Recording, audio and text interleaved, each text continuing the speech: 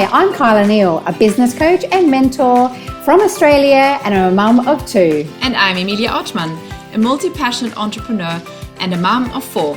I am from Germany, but I live in Dubai. In our raw and authentic episodes, we share with you business and personal tips we have learned along the way while starting and growing our global businesses, as well as bringing you inspiring interviews with other mumpreneurs. This is a podcast from mums for mums. Welcome to our Mums in Biz podcast. Welcome back to episode number 62 of the Mums in Biz podcast.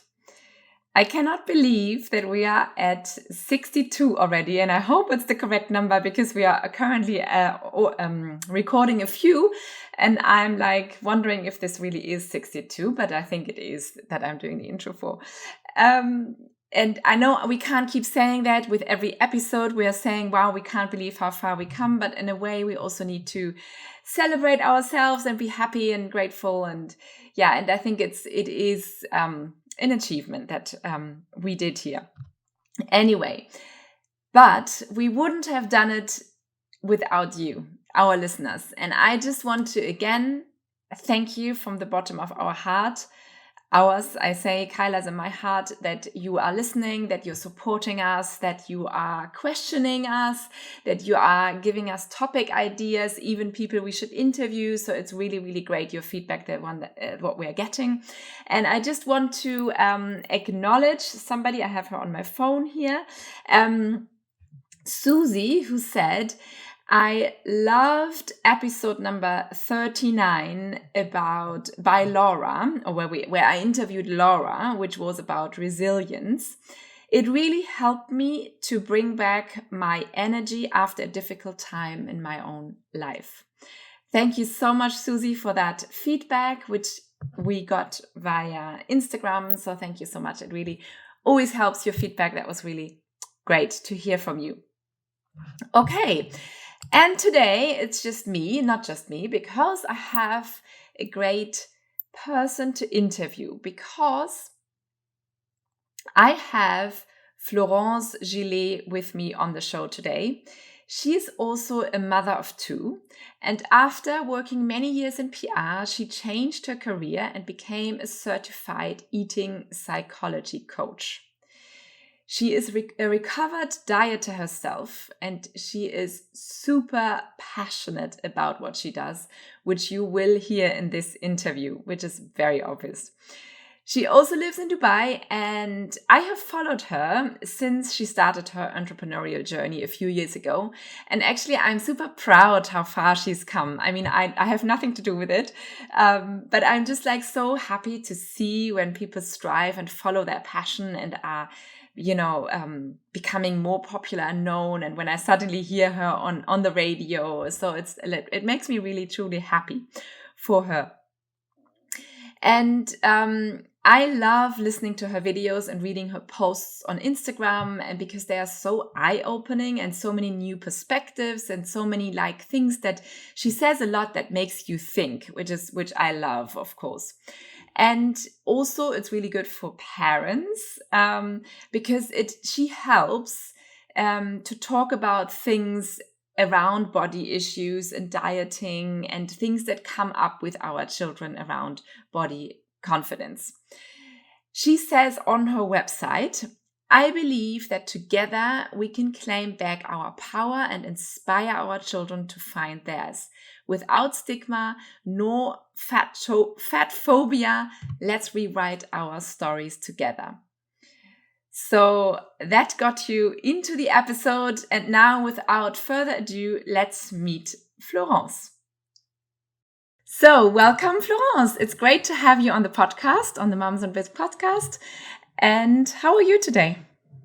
Well, I'm very well, thank you. And thank you for having me. It's been a long time that I'm listening to your podcast and enjoying it. So it's nice. Yeah, I remember that we had this great review from you one time where you said you hadn't really listened for a long time, and then suddenly you actually did listen to one episode, and then you couldn't stop. So that was, of course, like an amazing review. Thank you. Yeah, it did. I have to say, it did help me kind of get back to what I was really trying to do with my business after the whole first wave of the pandemic. So thank you. That's great. That's great. So we gave you a little bit of a push. That's always what I love to hear, because that's what I love to do, pushing other people.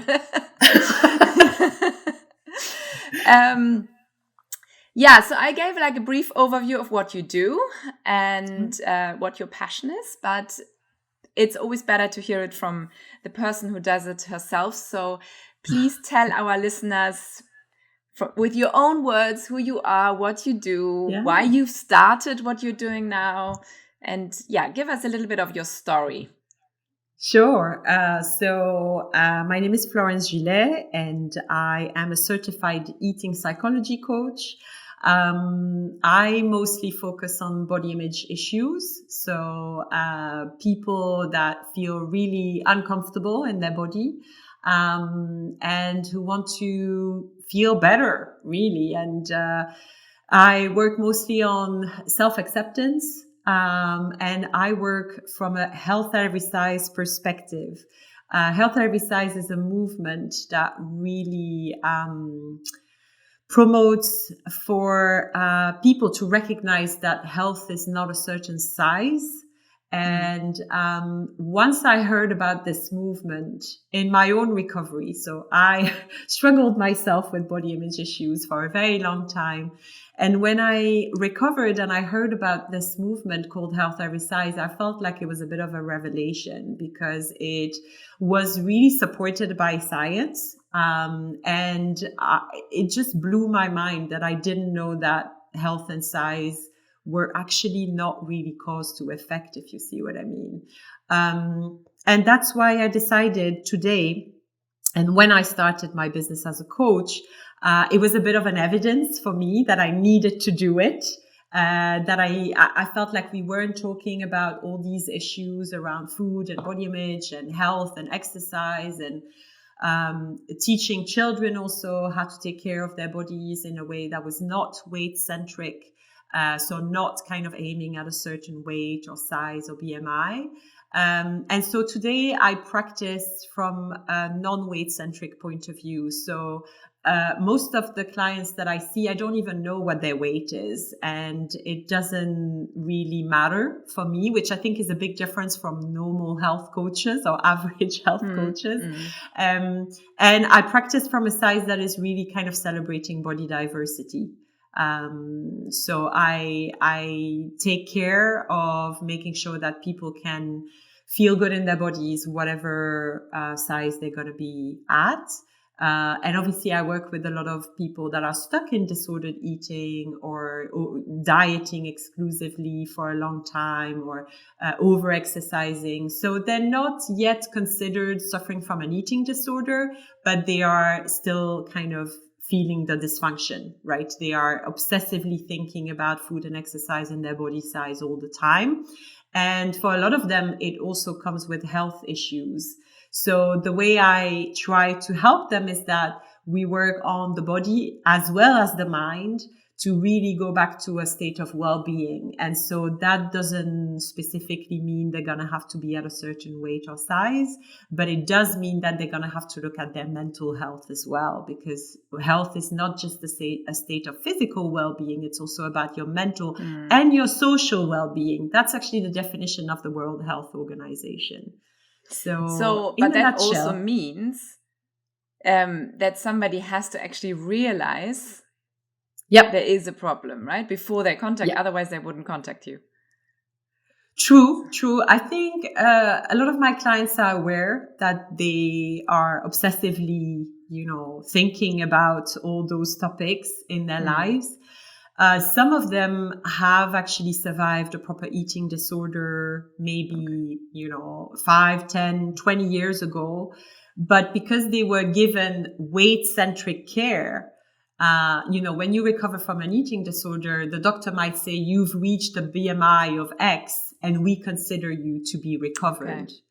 But what we know now from all the research that has been done on that topic is that deciding that you're recovered because you reach a certain weight or size is not enough.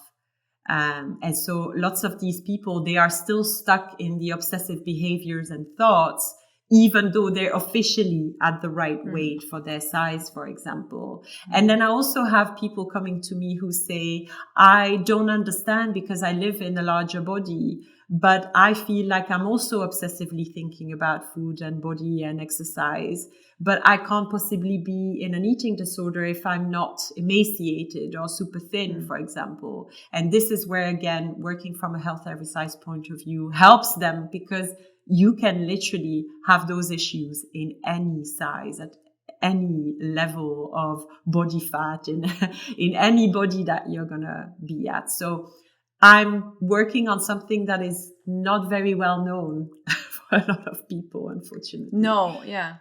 Yeah, when I first heard about it, I was also, it was the first time I heard about it, of course.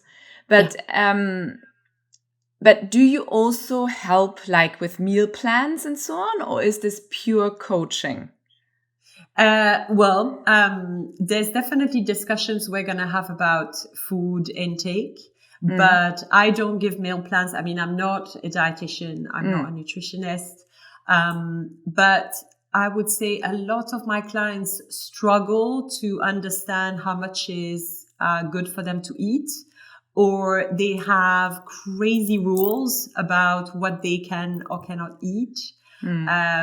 So for those people, and because your cognition is actually impacted if you are underfed, so these people do need to eat more. Do need to maybe reintroduce some foods or some ingredients that they had forbid for the longest time, so that their cognition also can follow. If I only try to coach them from a mental health perspective, but they are underfed, we're not going to get to where they want to go. We're not going to get to a state where they are fully comfortable in their skin. They can just go on with their lives. Like, food is not an issue anymore. It's just something that happens on a regular basis. You know, they have to feed themselves. And that's effectively what we try to reach. We try to reach freedom, and we try to reach a state where they can take care of themselves without having to control their food and their exercise and their bodies. But I know you have a really good Instagram page and also a really good blog, and I follow you, and I have read lots of your blog articles. And Thank you. I know you also talk a lot about accepting yourself in terms of how your skin looks, and accepting yourself without makeup. You know, if you don't feel like putting on makeup or doing your hair, then that's okay. Which I really love. And I feel, I mean, we both live in Dubai, so I feel like this is like an important topic here in this region as well. Let's put it this way. Can you tell us a little bit about that as well? That area? Yeah, of course. For me, again, you know, all of the choices that I've made to become a coach, to decide to work from a health every size perspective, to really work towards social justice. Because I feel like what I'm doing is trying to bring social justice, is to really find that everybody will be treated equally, whatever their looks, whatever their size, however able they are to maybe use their limbs, or whatever, you know, whatever background they have. So everything was influenced by what I went through myself.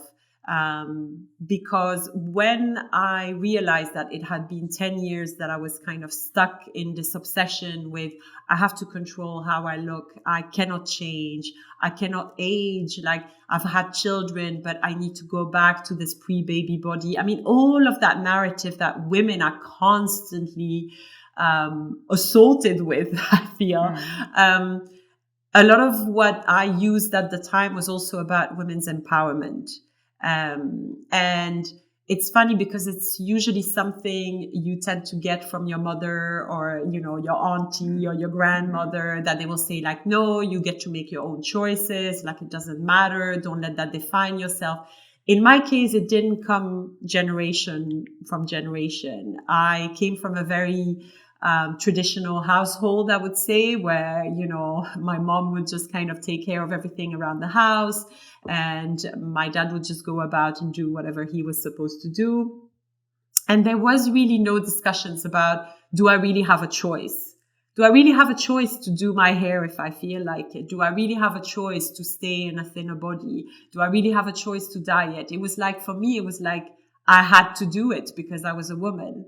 And so when I went through therapy, and obviously I've seen many different practitioners to come out of all my different issues around myself, my self-esteem and my body and my food and all of that. When I did all of that, it came really clear to me that that is not the kind of messaging I wanted to pass on to my children. My boy and I have a son and a daughter, and I thought it was really important for them to realize that, yes, you do have a choice. And I understand that, depending on also in what environment you work at, like there are different levels of pressure, right? It's easier for me as a coach working from home all day long, being on Zoom, to say, today, I don't care. I'm not going to do my hair and makeup. Because most of the time also, like, it's living my brand in a way, right? I'm going to meet my client and they're going to say, it feels good to see someone that looks just like me when I wake up in the morning. But if I were to work in another industry, then obviously it would be really frowned upon. So I want to acknowledge that privilege. It's not that everybody can decide, I'm not going to do it. But maybe it's in your free time that you also try to liberate yourself from some of that narrative, right? Who am I really if I'm not impeccably put together? Who am I if I don't appear to be the mother that has everything under control? Who am I if I decide to make a choice that is not the one that was expected of me? Who am I if I'm the one to say, you know what, now I have to work, and maybe say to your husband, you have to take care of the kids right now because I have a whole backlog of stuff. And I think this is really what I'm trying to convey as well to women, that to me, women's empowerment is about having a choice. I love that. I mean, my whole book is about that, having choices. Oh, great. It's not I still really, need to read it. Yeah, it's not so much about, food and body and well, actually it is. It's about having a choice in general. But no, what I wanted to say is, I think it also works the other way around. So you work in an environment, for example, where everybody is like really relaxed and cool and so on, and then you like to put your look to put together and like to come in a suit, for example, and it doesn't fit, and then you feel this pressure of having to look, cool and relaxed because you're sort of like, for example, working in the marketing industry or something, I love when people just are who they are, regardless how everybody else looks around them. Totally. And it's so unfortunate that so few people have that confidence to actually dress themselves however they want and so on.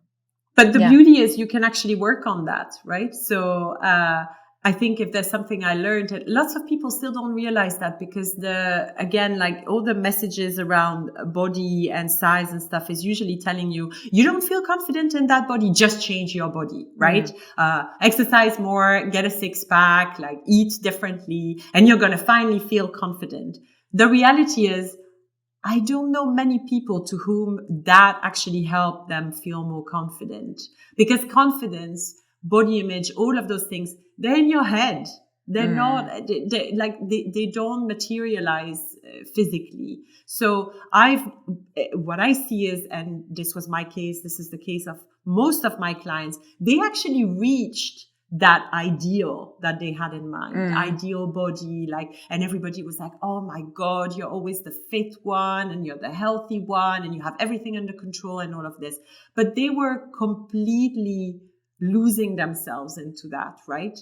They were not authentic whatsoever. And they had no choice because it became almost like an addiction, right? So to me, the thinner I was going to be, or the most, applying all the kind of ideal standards and looking exactly like I thought I was supposed to, it didn't actually make me more confident. The opposite was happening because the bar always gets higher, right? So you say like, I'm going to lose that many kilos. And then you realize that by the time you lost them, you're like, oh, but now I want to work on this. And now I don't like that. And so when you put your bikini on the beach, you're very conscious of everything. So what I do is the complete opposite. I say to these women, we can work on you feeling more confident and more comfortable in your skin, whatever you look like, because it's a mental exercise. It's not so much about conforming to the standards more. And I want them also to question the standards. Do we really have to follow these standards to be happy and healthy? I don't think so. So it's tough. It's very counterculture, what I'm saying, but hopefully, it does resonate with some people that say like, I've tried all the, following all the rules and it didn't really make me happier. Yeah, you have to read my book. I would love your feedback on the book because it's like so many. I touched upon that as well, like about my own body insecurities and how it had nothing to do with my confidence. The confidence came from within and not from my body and so on. But anyway, let's not talk about the book. You touch a little bit on it, but obviously you can hear it we can all hear it in your voice. You're so passionate about what you do. So tell us a little bit about your story. You touched on it already, but why did you become so passionate about it? Why did you start what you're doing now? And why did you tell me like a few days ago that you would never stop? You wouldn't stop even if something happened, like even if it wasn't your job anymore, because you just have to do it, which I think is so amazing. If somebody can say that this is what I have to do and I just cannot stop. Yeah, I think it's just, you can come at it from different sides, but as I said, I feel like I'm a bit of an entrepreneur by accident. It's not like I picked, I want to work on my own. What should I sell? It came completely from the other side where I was, I had been working on my own recovery for 2-3 years. Like I stayed stuck in disordered eating land between 25 and 35. At 35, lots of stuff happened at the same time in my life. And one of them was that I lost my job, for reasons that I couldn't control. Like it was not down to me, but the company closed and I was back to the drawing board where I was thinking, what the hell am I going to be able to find now? Because I used to work in PR. And in PR, by that time it had been 10 years that I was here in Dubai. In the beginning, when I joined PR roles, I didn't need to speak Arabic, but obviously the market gets more and more professional, which is a good thing, right? So now, and I had obviously grown also in my function. So when you want to be a PR manager now, and you want to work for influential brands. And, I was working in-house at the end of my career. So I didn't want to go back to agency. It became clear to me that not speaking Arabic fluently was going to be a problem. And so I spent some time thinking while I was recovering from all my eating disorder issues and body image issues and self-esteem issues. Like I was doing therapy. I went through all sorts of different things. And I worked with a friend who had like a small sustainability company, who is really wonderful. And she was doing that sustainability project because she was ultra passionate about it. And I think all of this kind of happened at the right time, because I came to a point where all I was doing in my free time was reading and listening and learning about eating disorder recovery or dealing with body image issues or raising and feeding body confident children, all of that stuff. So my husband was like, what is it with you? Like, you can't stop listening to that. I was like, I don't know. I just enjoy it. And then seeing my friend dealing with the company she started, working on sustainability in the UAE. I mean, this is not an easy topic to take on, right? Not exactly a super sustainable place, but being super passionate about it and just really putting herself out there, using her authenticity and her passion. I think it clicked at some point. And I was like, well, why can't I do what I want to do? And my husband was a big force in that too, where he said, honestly, you don't have to work in PR if you don't want to. Like, who cares, right? You can do anything. And I think having his validation and knowing that he was behind me also, because obviously there was a loss of revenue for both of us as a couple, and being in a privileged situation where I could actually renounce my income for a little while to start this, I just decided, okay, I really have to do it.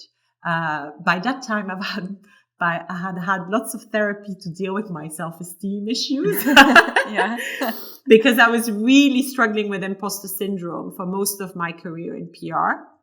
And with imposter syndrome, like, there's no way you can start anything on your own, right? Because by the time you only think about it, you already break yourself down and you're like, why would anybody come and ask me advice? Like, I'm not trained enough. I'm not professional enough. I'm not an expert. I'm not a psychologist, blah, blah, blah, blah, right? So I'm very lucky, like, all of the stars aligned in a way. And then I had to just face the fear and do it anyway. You know, I had to say, like, I'm just going to jump and maybe it's going to fail. And if it fails, maybe I need it to fail because I need to understand what I can get out of this, right? But I'm not someone who failed, actually. I was such a perfectionist that I was avoiding anything that would make me fail. I'm sure people listening will recognize. I think everybody's like nodding right now as well. So I think it was also the first time that I gave really myself this chance and this risk to say, I'm going to do it. I'm going to put myself out there and see if it works. And then obviously, I mean, the entrepreneurship part was really difficult because I just don't have it in me. And, setting up and organizing and having a license and knowing where to work from and how to meet clients, how to make it confidential.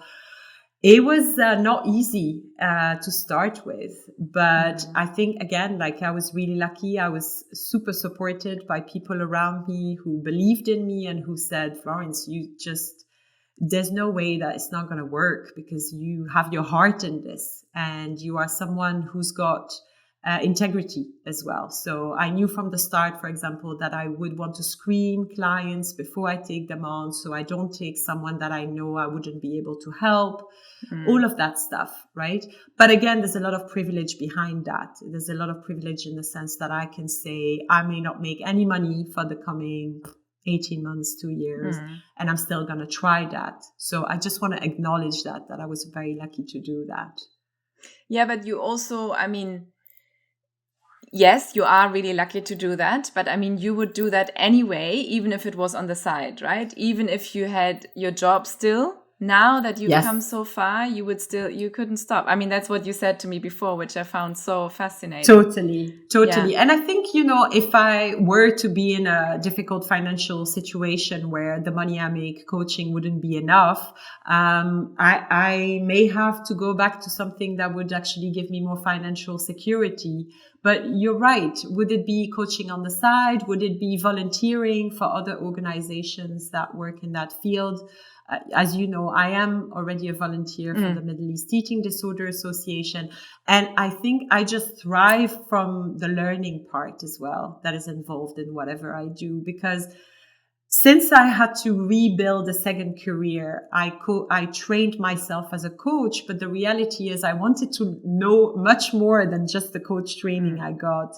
So I keep learning and I keep following trainings and I keep listening. And I know you mentioned shiny objects syndrome before. Which I find is really, for you too, you said like it's all the trainings and the webinars and everything that you feel like, ooh, I really need to know about this. Well, this is me. But it's also really, really positive for me because the more I get to learn, the more also my clients get to know more about themselves, the easier it's going to be for them on their way to recovery. And even, as a volunteer, I feel like I definitely don't want to give that up, although it does take a bit of my time because I just learned so much through that role. So, yeah, of course. Of course. I mean, the more you do it, the longer you do it, the more you learn and the better you will be able to help. others, but Totally. also yourself, right? Yourself and your family and Totally. people around you. Yeah. Totally. And you also recently started a podcast. You are I a did. fellow podcaster, exactly. So, tell us about that a little bit, and what made you start a podcast, and what is it about? So one of the areas that I specialize in when it comes to coaching is period recovery. So if most people don't know that, but you don't have to be stuck in anorexia to lose your period. For a lot of women, they will be in an average size body, or some of them in a larger size body. And because they over exercise and are underfed, they literally can lose their fertility. So again, the reason why I'm interested in that is that it happened to me.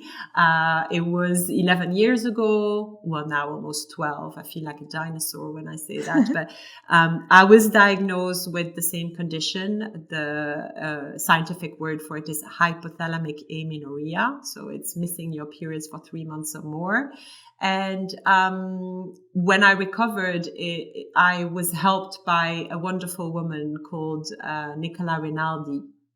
And it was down to her support that I recovered. And at the time, like, she was doing it completely, again, like as a volunteer almost, right? She was just giving advice to lots of other women like me on an online forum. This is pre-Facebook. Wow, okay. So I was always super grateful for that woman that helped me restore my fertility, and this is how I conceived my children naturally, which was like mind blowing for me, because I went from really not knowing if I would ever become a mother to having 2 children in a year. So it just Wow.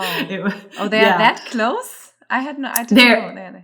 13 months. Wow. So yeah. So I always stayed in touch with her. And obviously, you know, at that time I was still working in PR. She was working in this. She was already working in science, but she was not dedicating herself to period recovery. It was just something that, again, she got passionate about because she went through it as well. And she started learning more and researching more about it. And so she shared her knowledge with women willingly. In 2017, she wrote a book about it, which is called No Period, Now What?, which is now the only reference on that issue, like literally globally. Still. There's no other book on that. Yeah.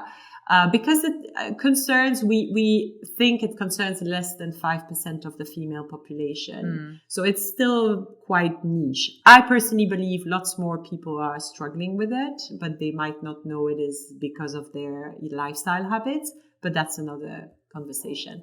So all this to say, by the time I trained to become a coach, it was just a coincidence, but she decided to dedicate her full-time job to helping women in recovery to have their periods back. And we had stayed in touch for so long that I actually flew to Chicago, met her, and we clicked just as much as we had virtually. And we felt like between my knowledge on body image and body acceptance at any size, working with, you know, the fear of weight gain, getting over all of that stuff, it was actually really beneficial, because her advice is typically to eat more and exercise less to recover your period, which is terrifying for most women that have this condition. So we decided to come together and to offer coaching as partners, so that people would benefit from her scientific experience. She knows, like, she's the most, I would say, knowledgeable expert on the question. But then when they get into, but I need to eat more, exercise less, this is really scary to me, then they can get the support from someone like me who can say, okay, how are we going to do this without you losing your mind completely? So we've been pairing like this since 2018. And since then, we wanted to do a podcast together, because it seemed like this issue is not well known and there's a lot of myths around it. So lots of doctors actually perpetuate that it is normal not to have a period if you are not in a smaller body. Yeah. So there's really a lack of knowledge, and there's a lot of misdiagnosis. Women get misdiagnosed with PCOS. And when you are diagnosed with PCOS, what do we say to you? We tell you to diet and exercise even more. So the situation means that we see women coming to us after years and years and years of misdiagnosis. And obviously it gets them into a much worse health condition. So we felt like having a podcast would be a great way to dispel some of the myths around losing your period, even if you are in a quote unquote average size body. And we finally managed to make it happen at the end of last year, which I don't know how, because the pandemic hit us hard, both of us. She has 3 kids. I have 2 kids. It was really, we didn't think we would make it happen, but we did. And it's a pleasure to do that with her. It's a lot of fun, right? As well. It's a lot of fun. I love it. And it's weird because my dad was actually working in that field. So as a child, I used to go to recording studios and listen to him record. Okay. So it's weird. It's like full circle, Yeah. I'm kind of recording myself right now. And I don't know if listening to him maybe helped me in a way. I don't know. I'm sure subconsciously somehow, right? I mean, I guess there must be something in there. Yeah. But no, I enjoy it a lot, and it suits us better, I think, both of us, than doing videos. I mean, lots of people said you have to do a YouTube channel, but I think the audio channel seemed more something like we felt more comfortable with, for sure.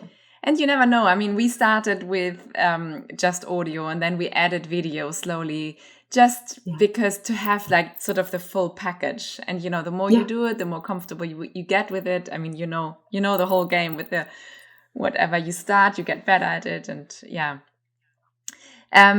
so everybody listened to the podcast. I listened as well, of course. And I think it's really interesting, even if you don't have like that specific problem, because you tackle lots of topics. Yeah, there's definitely episodes that are positive for anyone. Episodes especially around the mindset, around body acceptance and all of those. We did an episode about resisting the kind of New Year, New You messaging that is out there every January. So that one, it kind of works for anybody.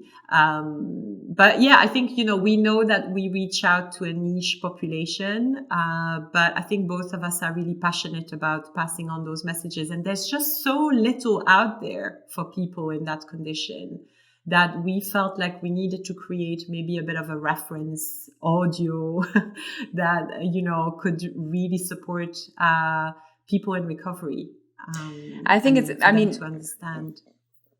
Like entrepreneurs are always told to niche down, to really niche down, and people don't want that because they feel they don't get enough customers then. And it's so hard for people to niche down. So if we go to like the graphic design and website design business, people always say niche down to just like one industry, basically. Yeah. And so many are scared of that, which is totally understandable. But for you, it sort of came naturally, which is actually really good. It actually is amazing because then your core base, they will talk about you, and then you will get other clients that have a similar problem. Maybe not exactly the problem. Yeah. So I think it's, you by accident, like you said, entrepreneur by accident, you tapped into like an amazing topic and an amazing niche, which is really good. Yeah.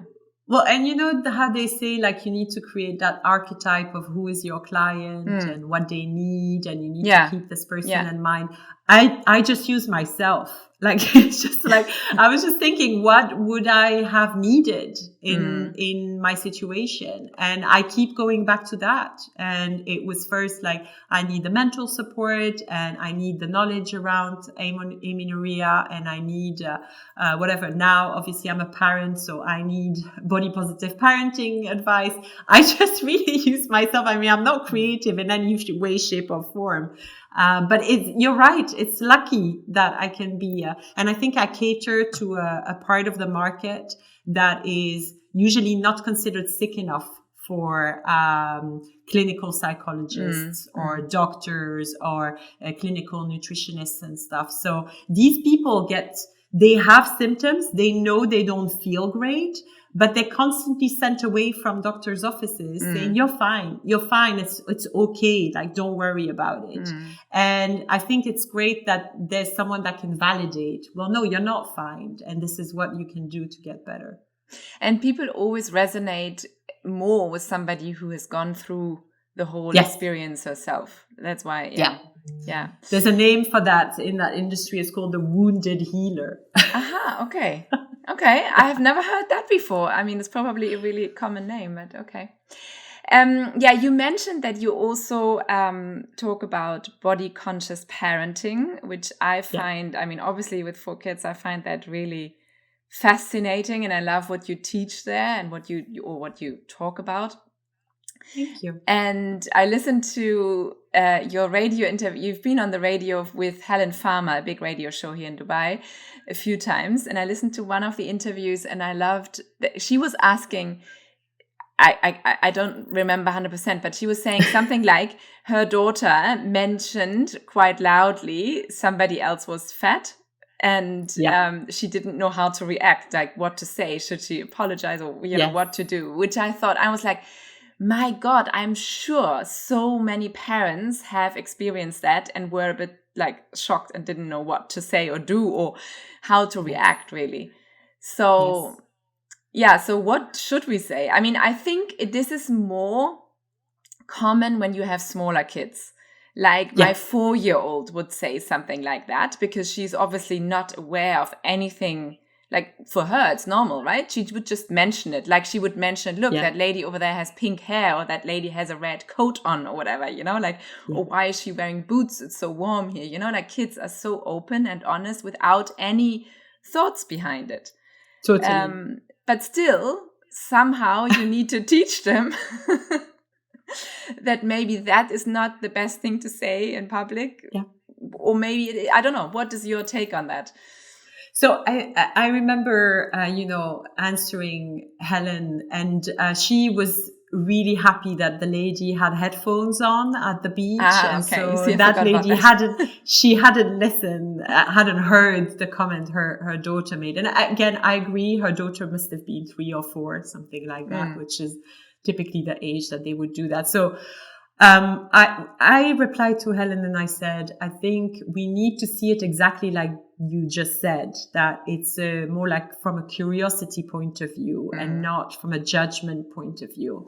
And we need to not link her curiosity with our judgment from what is right, what is not right. You can't say this, you can't, But having said that, one of the rules that I kind of try and implement with my children is that we avoid commenting on bodies.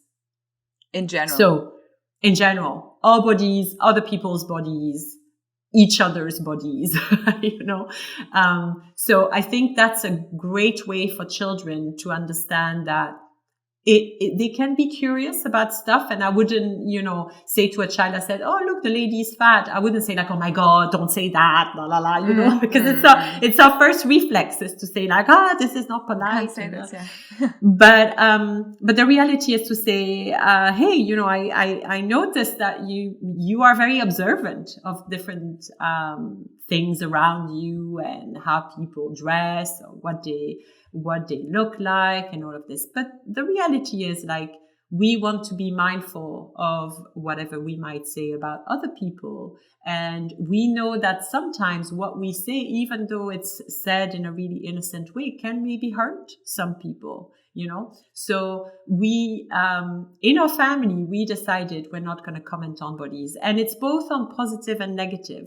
So we comment more on character and skills and creativity and strength and, kindness, anything that's happening inside. Because even if we teach our children that we will comment on, oh, look how pretty you are. Oh, what a beautiful dress you have. It just reinforces that their appearance is really important to us. And it really shouldn't. You know what I mean? Because that's part of the problem. When you get in teenage years and there is naturally this overvaluation of appearance, that is also motivated mostly by social media, by the culture around us, all of that. So you as a family might not have put that in your child's head, but they will pick it up, right? And it's funny what you said before, because at 4, maybe she doesn't have any idea of what it means to be fat, thin, and all this. We know that children from 3 years old know that fat is not something that is welcome. Yeah? Okay. Yes. Because we live in a culture that is really stigmatizing people in a larger body.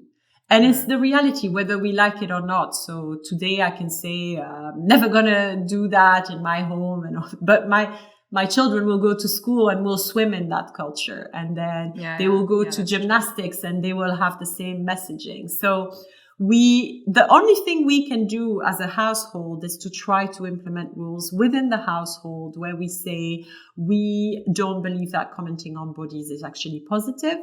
And it doesn't mean that I never say to my kids that I find them beautiful, but it's quite rare. A lot of the comments I will make will be more related to something interior, like what do they do, how they reacted to something. And because again, like I find that I was told, as I'm a single child, right? So I was definitely the princess. And I was told all the time, you're so beautiful, you're so this, you're so that. But in my twisted mind, it might be me, but I'm sure I'm not the only one. I implied that if I was not gonna stay like that, then people wouldn't love me. So I think that's the whole narrative. But isn't it so? Oh God, it's such a huge and complex topic, right? I mean, because other kids could be, if they are never being told you're pretty or you look good, that they think they are ugly, like the other way around, because they're never being told that. But again, like we need to wonder if that matters. Does that make sense? Like we need to wonder if, again, it goes back to the self-confidence is inside kind of conversation. If you know that you are worthy, no matter what, you don't care whether you're ugly or beautiful. It's because we attach so much value to the appearance as a culture that it puts us in trouble to start with. So I don't think that a child that you would never say you're so beautiful to would think they're ugly, because they would know that you love them no matter what. And so they would be valuable and worthy. Does that make sense to you? Yeah. If you show them in other ways. Yeah. Yeah, no, it's really interesting because I'm not like you. I admit that. We do talk about, we do talk about bodies, but also because, and that's my next question, even if we didn't talk about it, it would come from the outside, like you said before. So I have had my, something like that I expected my daughters to come home with, and they are still maybe too young, but even my 7-year-old, she comes home with things like that. But my son, and I think it was when he was around 7, that's when he came home and said, why am I so skinny? Why? It's the opposite. It's like what I said in my book about me. I was always so really skinny by nature. And why am I so skinny? And why don't I have muscles like the other kids? And how can I put on weight? And things like that. And I was a bit like, what do I say now? I can't say you're not skinny let me call Florence. Yeah, exactly. No, because he was really upset about it, like he didn't, there must have been some other kids commenting that he's too thin, too small, for sure, and so on. And then I also remember another issue where he was part of, that they were kind of, I wouldn't call it bullying, but they were mentioning another boy who was too big. So that's when we started we had to talk about the whole topic. We had to talk about that he should defend, like also things like he needs to help this boy and defend, like even if he doesn't say anything and everybody else is making fun of him, I reminded him how he felt when they made fun of him. So, and these kids are not like bad kids, it's just normal kids, right? Yeah. It happens in every culture. I feel it happened when we were young. It still happens. And the only thing I didn't know that it also happens for boys in other ways, Yes. because I was a girl, obviously. Yeah. Yes. And we thankfully now we have lots of records of men talking about their body image issues, their eating disorder issues, the difficulty they have in the world, because it's true, women are more scrutinized when it comes to their appearance. We expect more from women than we do from men. But the reality is, some men are sensitive to the messaging that is given to them too. And the rules are different. We don't expect from a man to be thin. We expect him to be toned and muscular from the top and not so, like the kind of V shape and that type of stuff. But it's equally hard because it's, most of it is unattainable for people, right? We present a beauty standard that is unattainable for 99% of the population. And then we all go crazy thinking we are the ones making it wrong if we can't attain it. And you're like, no, the problem is the beauty standard, right? So look, coming back to what you said about your son, and I can totally relate to that because my son also definitely went through that phase. Same issue where there was a bit of picking on another child, which, to be honest, when I saw the child, I was like, he's not even big. I mean, I don't know what we're talking about here. But I have big issues with the curriculum, for example, that our kids receive in Dubai when it comes to health and nutrition. It is very weight-centric. It is very oriented towards your size and how much you weigh and what you should eat and what is healthy, not healthy. Nothing is intrinsically healthy or unhealthy. It depends how much of it you eat, right? So I think all of those messages, they get to our children, for sure. Boys or girls, it doesn't matter. But if I think of what your child brings back and is upset, the number one thing you can do is to listen, is to just listen. Because it's normal as a parent to want to go and as a reflex to fix it, right? No, you are beautiful. You are great. And it happens a lot in the opposite side, right? Someone would come home and say, oh, mommy, I feel fat. Somebody said I'm fat. And you would go, no, you're not fat. You're beautiful. But when you say that, you are implying that fat is ugly.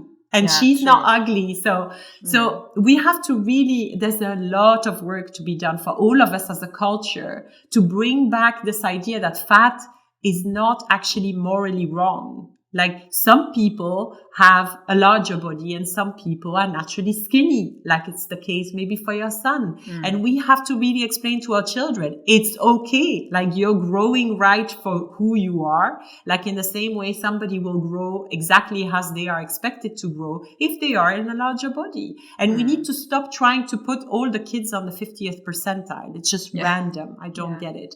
But anyway, so listen. And really pay attention to what he's going to bring up to you. Like what is really hurting? What is being said by others? Why does he think this is so bad? Really listening. And then you'll be able to address that. And there's no harm in just listening and not responding immediately.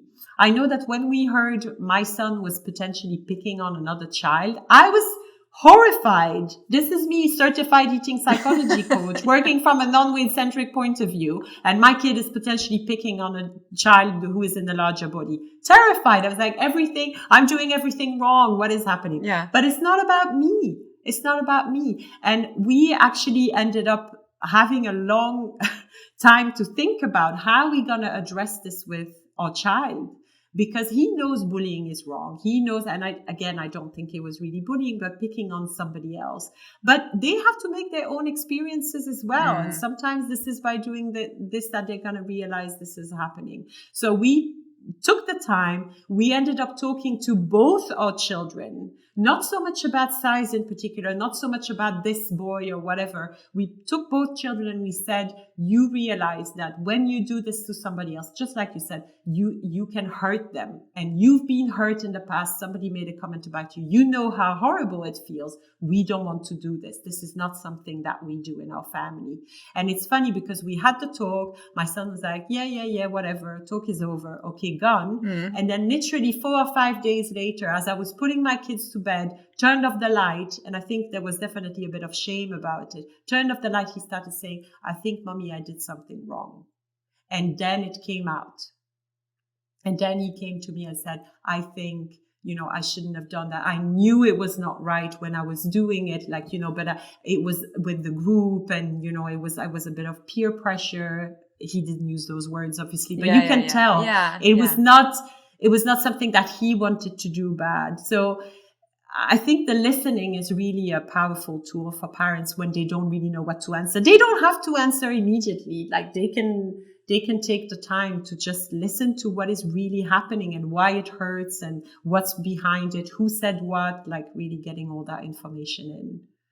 I think that's really, really powerful advice here. Some coaching for me right now. I think it's, thank you. No, it's really good. It's always good to hear, to hear that. And because you often fall into your own old traps or behaviors, right? I mean, how you should react, but when it happens, you're immediately like, oh, no, you're fine. Well, not that way, but you know what I mean? Like, And we make it about us, right? We make it about us, exactly. But it's not about us. And it's not because they will somehow do something that we don't approve of, or they will be in a situation that we find is really uncomfortable, that we're like, oh, I wish he didn't have to go through this. But they would have to go through it. It's their own. Going back to your book, it's your life. You just. I was actually thinking that as well. Yeah. Like because I wrote in my book that I wouldn't be the person who I am today, and this confidence that I have inside me if I hadn't gone through all of that. Because, of course, and so in a way, the kids have to go through it. And let's hope that they don't end up with eating disorders and that they are strong enough from the start. Yeah. But in some way or another, they have to. Yeah. Yeah. And again, if they lost their way and they struggle, there's always ways to go through that.